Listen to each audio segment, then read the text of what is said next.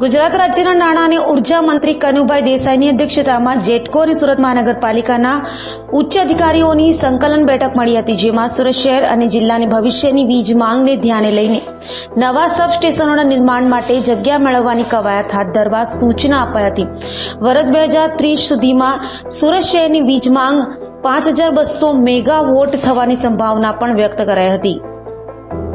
સુરત શહેર જિલ્લામાં વધતી જતી વસ્તી અને ચોમેર થઈ રહેલ વિકાસને ધ્યાને વીજળીની માંગ સતત વધી રહી છે, જેથી ભવિષ્યની આ માંગને પહોંચી વળવા માટે જેટકો, DGVCL, સુડા અને સુરત મહાનગરપાલિકાના ઉચ્ચ અધિકારીઓ સાથે નાણાં અને ઉર્જા મંત્રી અને જિલ્લા પ્રભારી મંત્રી કનુભાઈ દેસાઈના અધ્યક્ષ સ્થાને સર્કિટ હાઉસ ખાતે બેઠક મળી હતી, જેમાં નવા સબ સ્ટેશનોના નિર્માણ માટે જગ્યા મેળવવા અંગેની કવાયત હાથ ધરવા સંબંધિત અધિકારીઓને સૂચના અપાઈ હતી।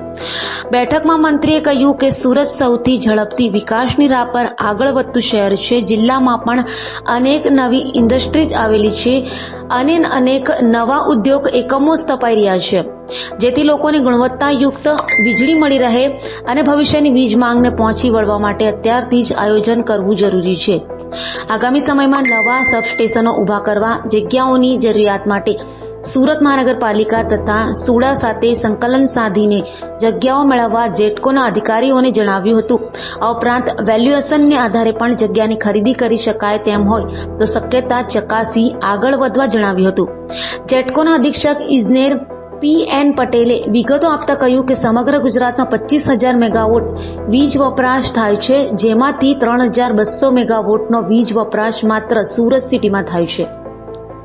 આગામી 5 વર્ષ માટે સુરત શહેરમાં અંદાજે 5,200 મેગાવોટ વીજ વપરાશની જરૂરિયાત ઊભી થશે, જેથી વર્ષ 2030 સુધીમાં વીજ માંગને પહોંચી વળવા માટે સુરત મનપા વિસ્તારમાં 26 અને સુડા વિસ્તારમાં 24 સબ સ્ટેશનો સ્થાપવા પડશે।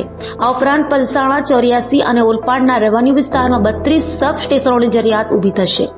મંત્રીએ મોટા વરાછાના ઉત્તરાયણ પાસે પાવર સ્ટેશનની જગ્યા ખુલ્લી કરીને રસ્તો બનાવવાની સૂચના આપી હતી।